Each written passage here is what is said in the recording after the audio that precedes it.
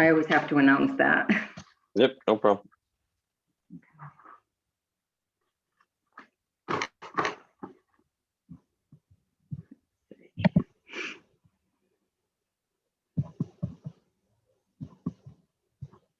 Chief, you're on here twice, Chief Smith. Really? Yeah. Yeah, I'm only logged in on my phone. Okay. Good morning, Chief Conley.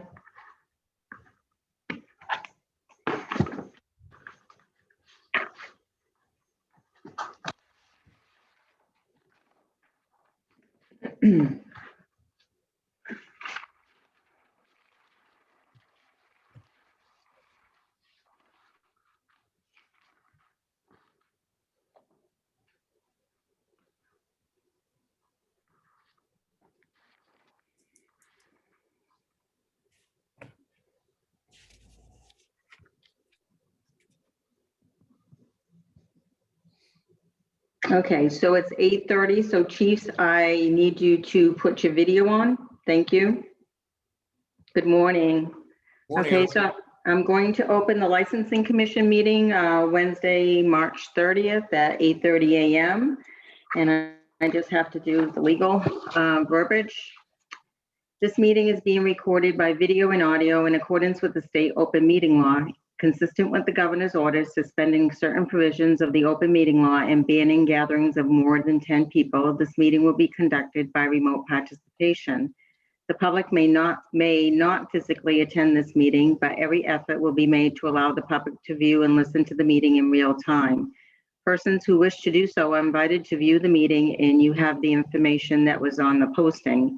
If you are calling in on a phone, you can press *9 to request to speak. If you're watching on a computer or device, there is a raise hand button that you can tap or press to request to speak.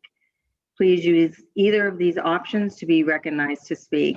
So this morning we have the Licensing Commission members. It's Chief Conley, Fire Chief Eric Smith, and myself, Joanne Stinos. And we have the applicants in attendance, Attorney Meredith Fine, Jonathan Morneau, and I see Thomas Orell.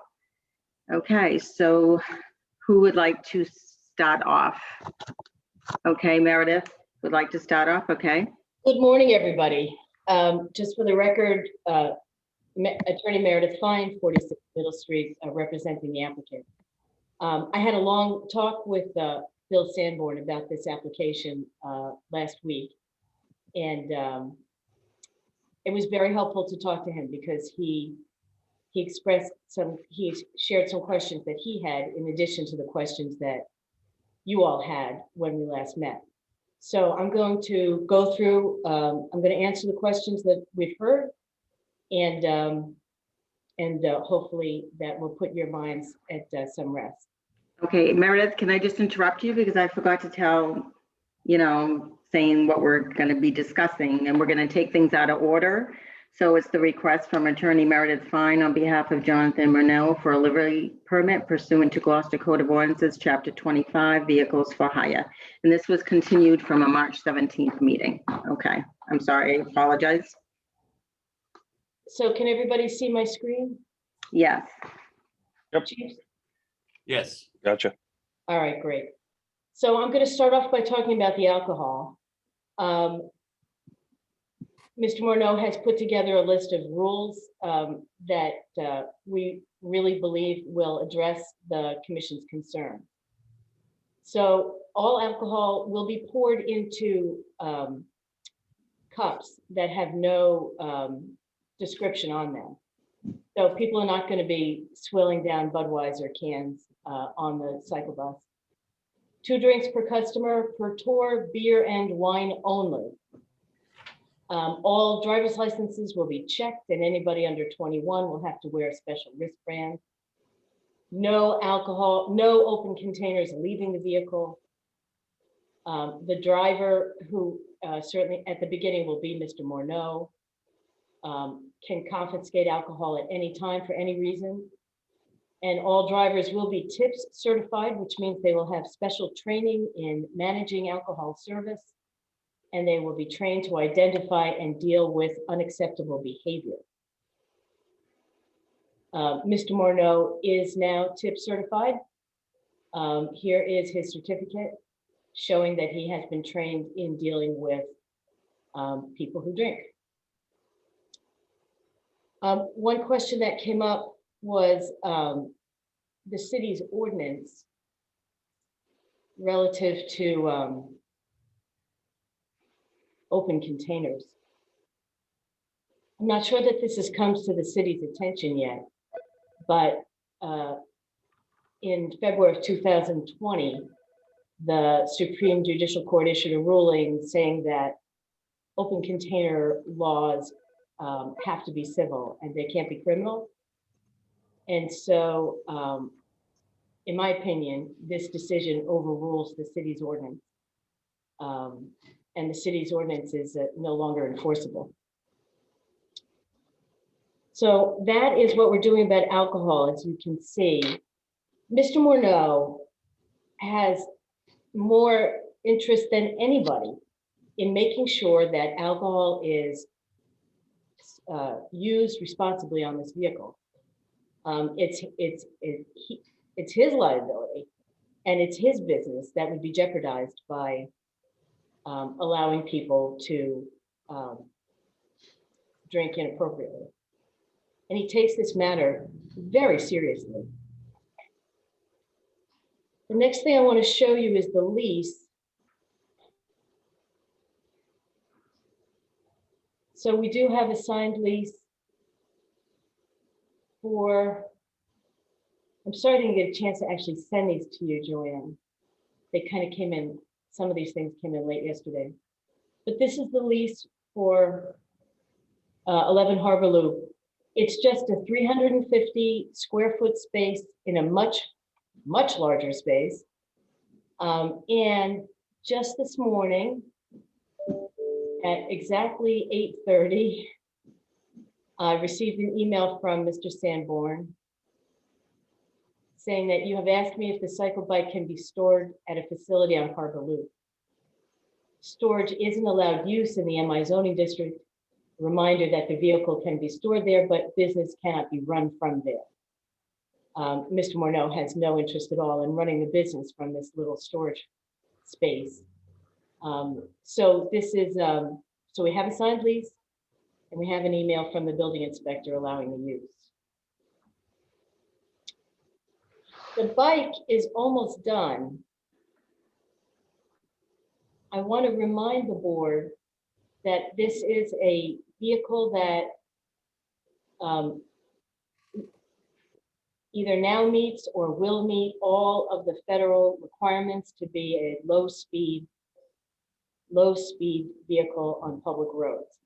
So it is a legal vehicle on public roads. And as you can see, Mr. Morneau has put siding, a plastic siding around the whole vehicle to cut down on any noise that might be coming from it, and also to help to keep people seated properly. And so this is what the finished vehicle, it's almost finished vehicle looks like. When I spoke to Mr. Sanborn, he expressed some concern about taking the vehicle on Main Street. So Mr. Morneau has developed two routes that one of them avoids Main Street completely and the other one just dips into Main Street toward the Dunkin' Donuts end, the east end. So this route goes down Western Avenue and then comes along Roger Street. Passengers are going to be picked up at the Minglewood Tavern. Minglewood is eager to have this at their facility. And then, so this avoids Main Street completely. The second route which I call the airplane route because the drawing looks like an airplane to me. It does come onto Main Street at a couple of spots, but not in the West End. And so at a couple of points, he'd like to park and let people walk to Main Street and enjoy the Main Street businesses and maybe do a little shopping. But this largely avoids Main Street. So those are, so the concerns I heard was about alcohol, about the route, nailing down the location.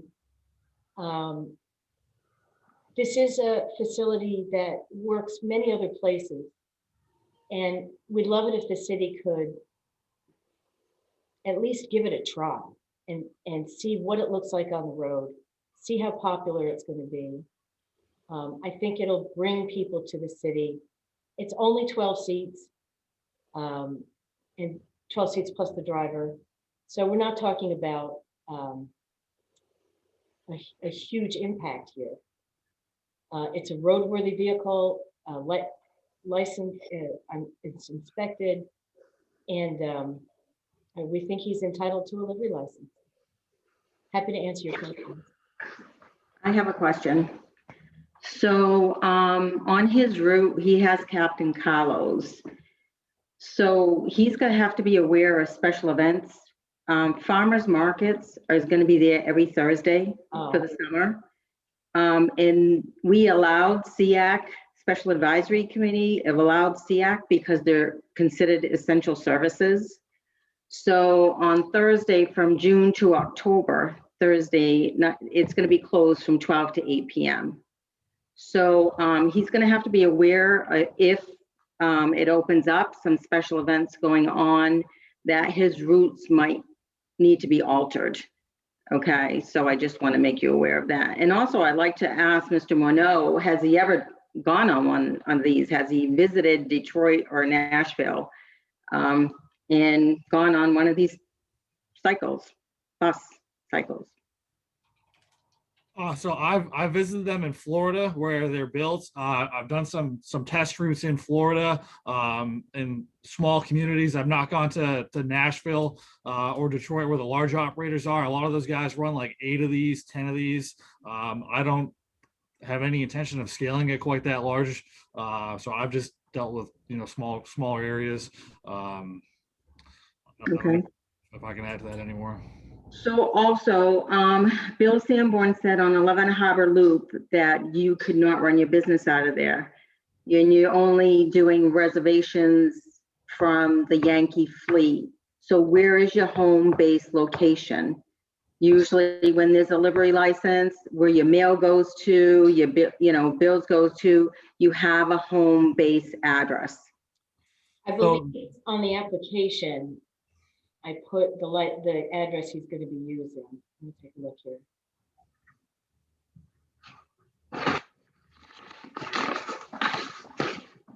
I think it's going to be 53 Beacon Street, number 1. Okay. Does he have a sign off from the building inspector from home office use for that address? No, he doesn't. It didn't occur to me. Yeah, because usually what happens is, I don't know if you were at the last meeting, that person that went from a livery license, he had to get a zoning compliance form to operate from where he lives, okay? And it's not really, having, the pedal bus go on Beacon Street, but it's to have a home office. So he would have to have a zoning compliance from the building inspector. To operate a home office, you need a base for this. I know the reservations are going to be at the Yankee Fleet on Parker Street. The storage is going to be on Harbor Loop, but we need to have a base address approved with the zoning compliance form by the building inspector in order to operate. Yeah, it didn't even occur to me. Okay, all right. It up. And it'll be different from the last one because he's not going to be storing the vehicle at his home. Yeah, but no, it will, but it just, any business in Gloucester has to have a home base. Yeah, And what I'm saying is there's storage, there's reservations, but there's not a home base that has been approved. Your point's well taken. Okay. The other thing too is if he's operating under Yankee Circle Bus and not operating under his name, is he an LLC? John, are you going to be using the LLC you have now? Yeah, so it's actually an S corporation. It's Yankee Cycle Boats. Okay. All right, because if not, you would need a DBA. Okay, but I believe under the state law, unless your bank requires it, you don't need to do doing business as in Gloucester. If you're using an LLC name or a corporate name. But if you're going to be using your LLC, what is the LLC name? It's Yankee. It's an S corporation, and it's Yankee Cycle Boats. Yankee Cycle Boats, Inc. pardon me? Yankee Cycle Boats Inc. Inc. Okay. So if you're going to call this, what are you going to advertise it under? Yankee Cycle Bus? So you might have to do a DBA. Okay. Okay, because it doesn't fall into boats. So we're just saying that's what usually it is. If you're not using your corporate name or your LLC name, you have to have a doing business certificate with Gloucester. Well, you'd have to get and for that as well, you'd have to get a piece of paper from Mr. Sanborn. Okay, yes, yeah, on that. Okay, all right, chiefs. I think I covered all my questions. I might come back with a couple more. I just like to turn it over to either Chief Conley or Chief Smith for any of their concerns they had last time, and if Attorney Fine has answered and satisfied their questions. We go first. Yeah, I Eric? think, yeah, go ahead. So just I want to clarify on a point Attorney Feinstein brought up regarding the ordinance for possession of alcoholic beverage in a motor vehicle and the arrest authority that comes with it that was provided through statute. There's always a civil option. In fact, the ordinance just brings the arrest power to it, which I haven't read that case, but it's been a long time since someone's been arrested for mere possession of alcohol, I would suggest to you. But there's always been a $500 fine associated with possession. Yeah. Yeah. I think the case clearly changes that statute. Well, I'll read the case, but the point that you seem to have made was that it no longer is arrestable criminally, but there's always been a civil under Chapter 9024I. Has always been a civil process to that. So, I guess the question that seems to be a little blurry right now is whether or not this vehicle is considered a passenger vehicle for hire, for transporting people. I don't know what distinction would be made there. To me, it doesn't seem that way, because when I think of a passenger vehicle for hire, despite the fact that the city is requiring you to get a livery license, I think of a limousine or other type of vehicle taking someone from point A to point B for hire, or people from point A to point B. So I have a question regarding that definition and whether or not the alcohol would fall into the waiver or the exemption portion of Chapter 9024I. That's a great question. That's a great question, Chief. In the ordinance, the livery license ordinance, it discusses vehicles for sightseeing, and that is the section that we are using. The second part of it is I still am confused about where the drop off and pickup points are going to be along the route. I think my major concern in terms of public safety, take alcohol aside for a moment, is the idea of this vehicle, which I do understand is there's a hybrid of human power and motorized power, so that you can kick in this motor. I'm not quite sure what that does, what that looks like. As you're well aware, a lot of New England communities, unlike other communities down the south, they're up in the northwest, the streets are laid out not in a grid pattern, and they're not uniformly width, and this causes traffic issues just with motor vehicles. And I'm not convinced that placing this hybrid vehicle onto those roads, given the varying widths and sizes, particularly over the summertime, that wouldn't cause a public safety hazard with people trying to pass the vehicle if it was moving too slow, et cetera.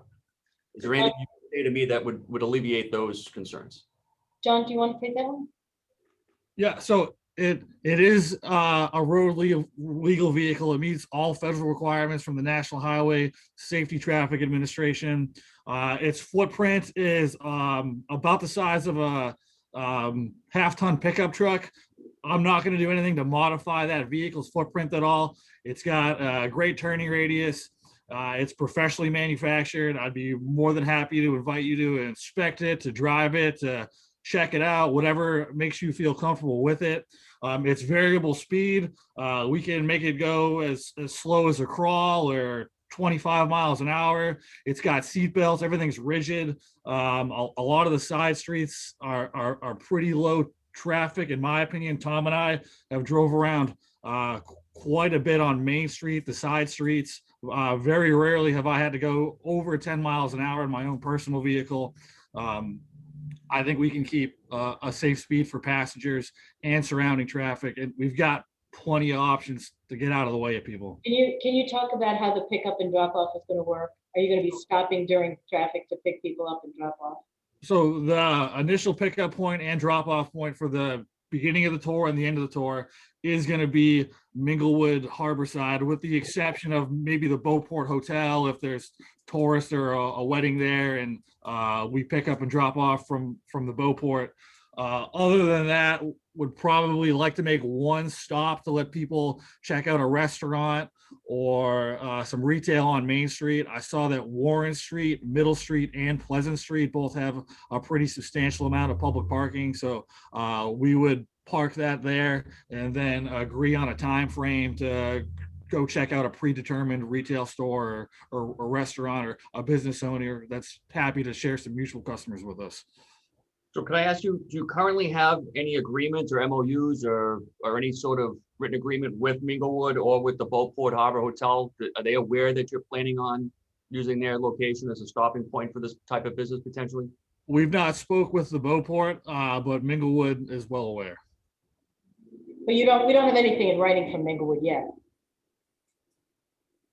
John, correct? Correct. We can obtain that though. But they're eager to have you do this, correct? Absolutely. The pedal boat that is the water going sister ship, so to speak, is already behind there. They've been great hosts to us. Thank you. That's all I have for right now, or if you want to take over. Yeah, so my questions are pretty similar to what Chief Conley had. My issue is specifically the route. The alcohol issue is besides the point. I think that licensing for as a livery is pretty clear. I think that this can be done with this particular vehicle. It seems to meet all the regulations to be roadworthy and allowed to be on the road and licensed and insured and so forth. The issue is the traffic pattern that it's going to be involved in. Having those agreements in place already for your pickup drop-off location for me is a big deal, because that's the whole issue is getting 12 people on and off that thing, going over the ground rules with them, and all of that is going to take a little bit of time, right? Getting them checked in, getting them on the bus, making sure that they have the appropriate cup if it goes that way, and how those cups are filled and handled, and all the rules and of operating that business. And that thing is as big as a half-ton pickup with 12 people standing around it. So you're going to take up a significant amount of room, which we don't have a lot of downtown. So I think having in writing where you're going to do that at Minglewood, and a designated location that cannot be obstructed by other vehicles, because if you pull up and the tour's done and you go to unload and now there's a delivery truck in the way, or more traffic than was expected, or there is no public parking space, now what? And imagine that in a busy summer traffic season. So 12 people on a fairly open vehicle, even at low speed, in an impact downtown, or an incident with a delivery truck that's trying to squeeze in, doesn't see you backing up, is my bigger concerns from my perspective and what we do, because we're going to end up at that to try to manage the situation. So for me, I need to see, you know, the route clearly laid out, where your stops are, especially your pickup drop off. Obviously, there is public parking if you can fit the thing in, and it sounds like it's pretty maneuverable. You know, if the group says, hey, let's stop here for a few minutes, that's between you and your customers, and you're legally parking a vehicle. They're allowed to get on and off. So that is what it is. But the initial pickup drop off point, and the specific route that you're going to take, and where you have space to move out of the way of not just traffic, but if my ladder truck's coming and you got to go, where are you going to go?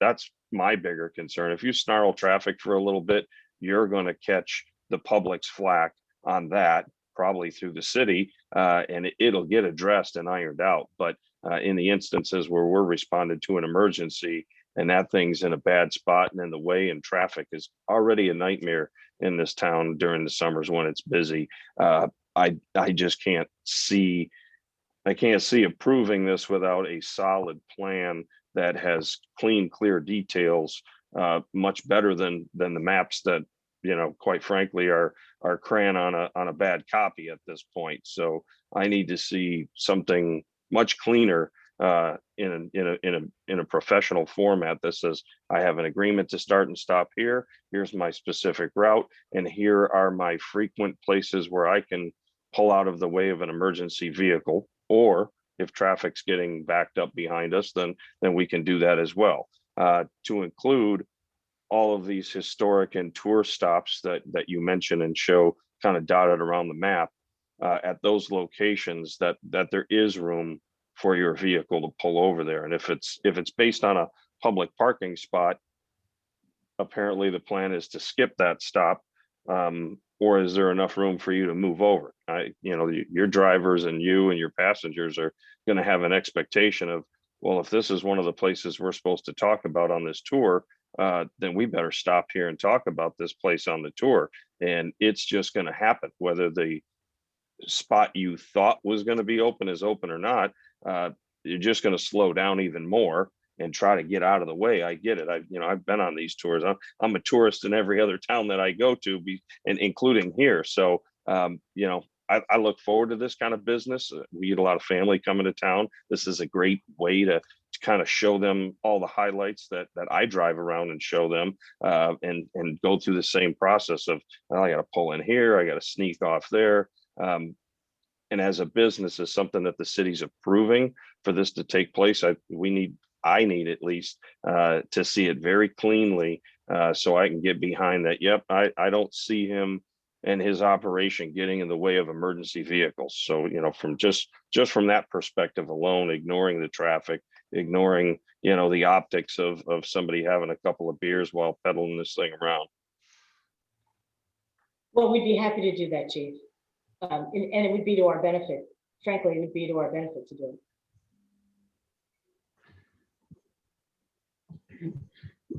Can I ask a question? Do you need a special license because you're considering this a bus, but under the DPU, it's not a bus.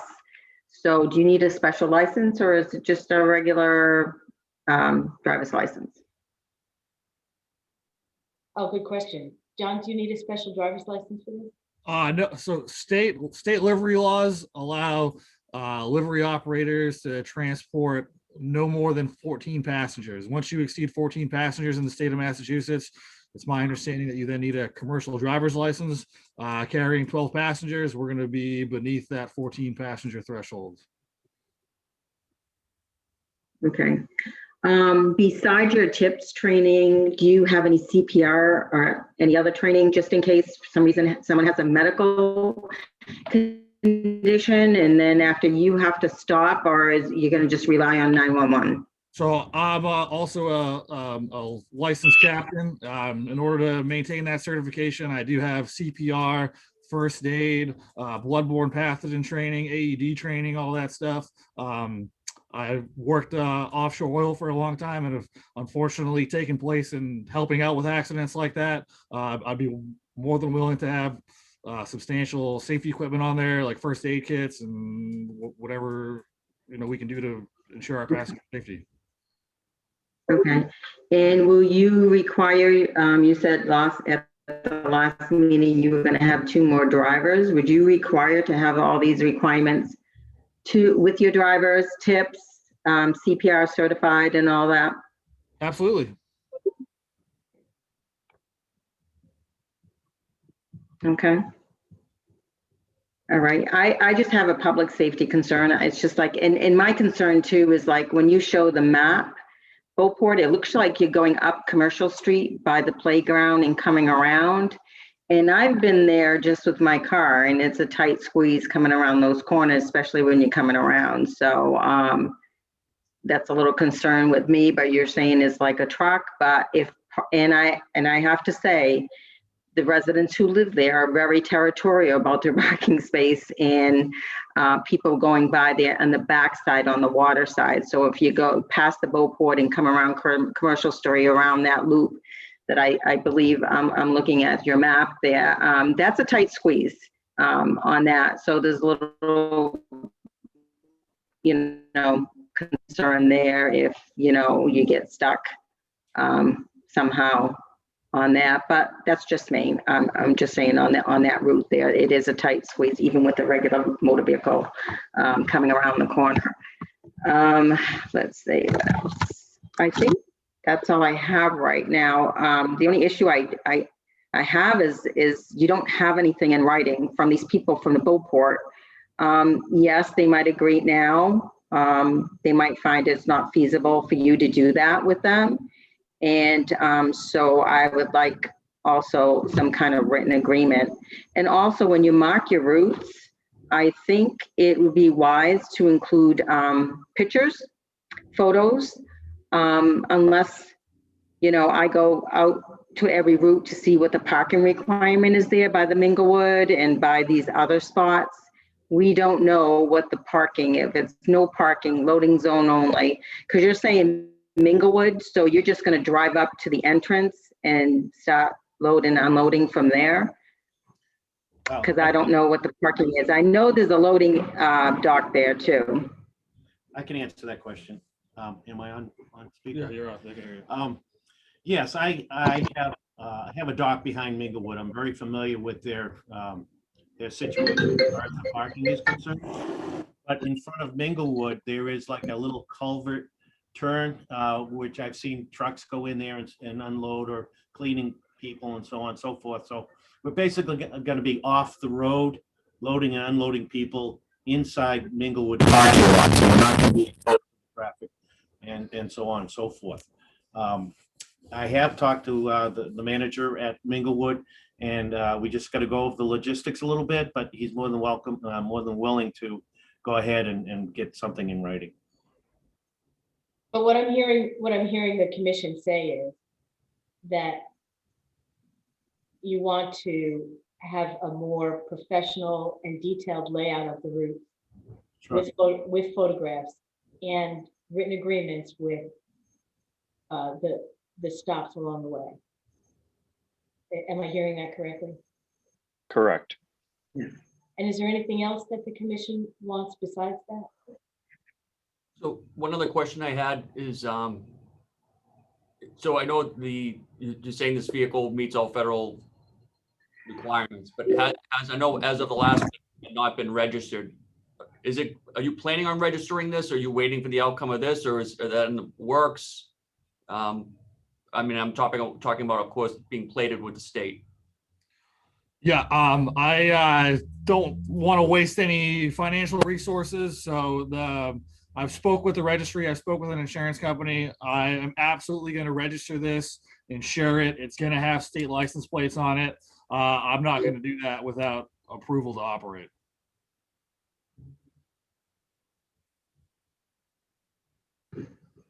Okay. Any other questions? More directed at you, I guess, Joanne, than anything. So, I mean, based on based on what we're asking for, the paperwork that's required, you know, obviously to get this done, I don't think any of it's a huge lift, honestly. Probably get done in a day, if not less, and a few phone calls. But what were the other things that you still required? Do you need the DBA and the sign Well, offs it from would have to Bill? be, first, I would have to be a zoning compliance because form for a home base.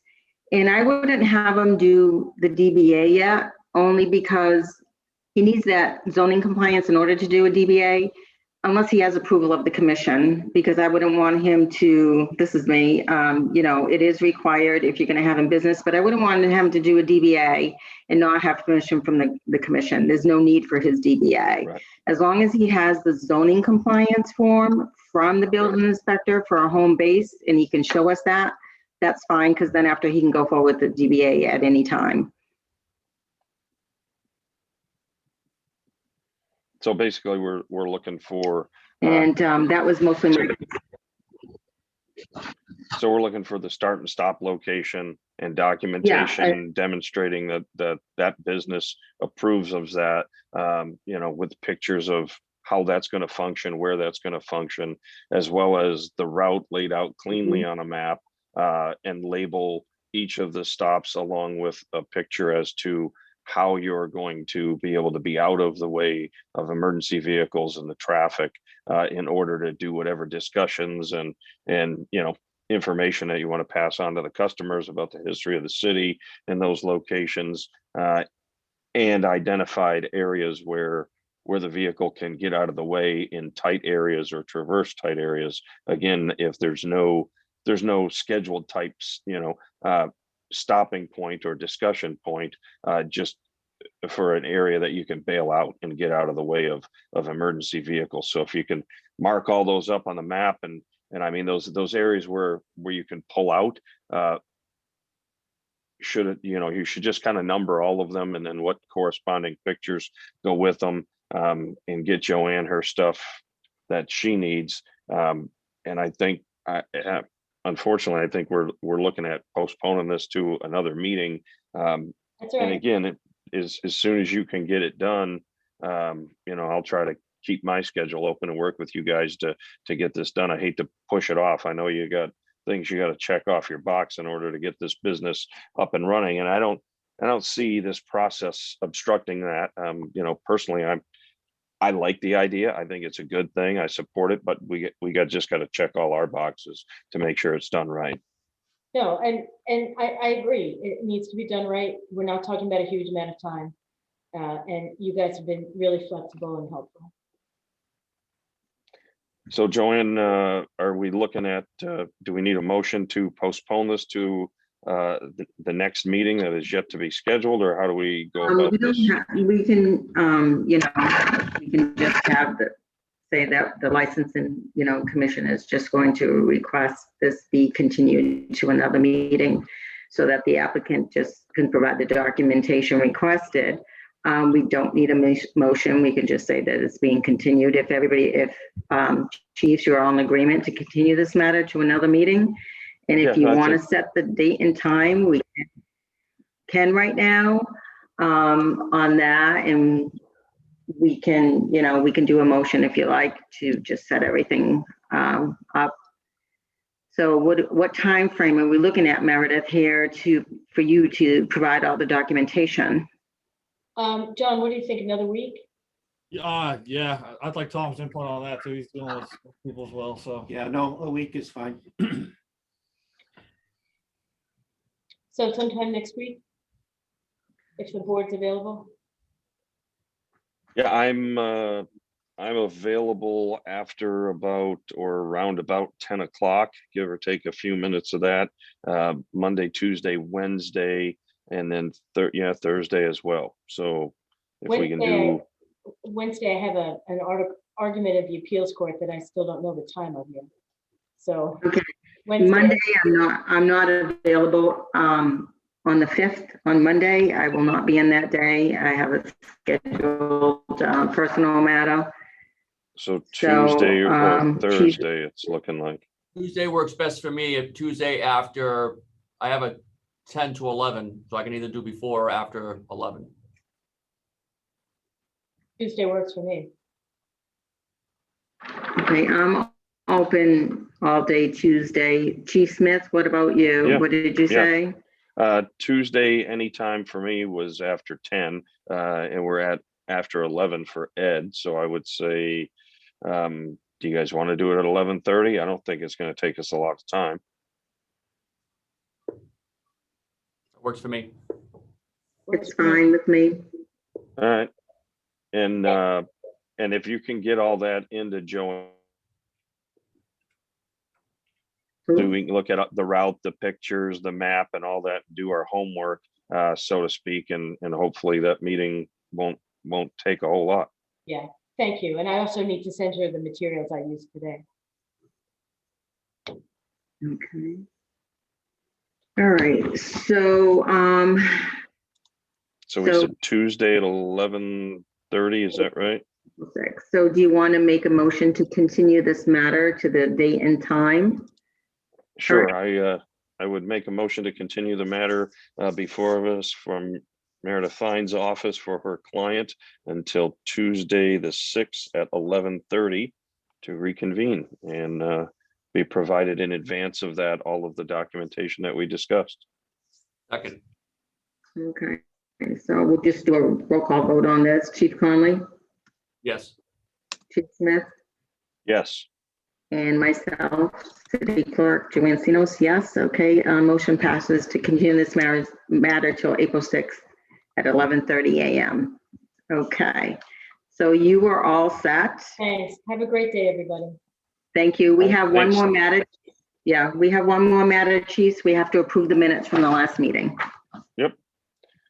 I make a motion to accept and approve the minutes from our last meeting. I'll second that motion. Okay, so a motion's been made and seconded to approve the March 17th, 2021 meeting minutes and roll call. Chief Conley, Yes. Chief Smith, Yes, okay, and Joanne Sino, City Clerk, I say yes. Motion passes on a vote of 3 in favor, 0 opposed. Could I have a motion to adjourn? so moved. Ed, you gonna second? Yes, sorry. I saw him second and he nodded. Oh, did he? Oh, I'm sorry, I didn't see that. Okay, so it's been made. Okay, motion by Chief Smith, seconded by Ed Conley, motion to adjourn by roll call. Chief Conley, Yes, yes? yes. Okay, Chief Smith Yes. and Joanne Sino, City Clerk, yes, we are adjourned. Thank you very much, everyone. Thank All you. right, see you guys. Thanks.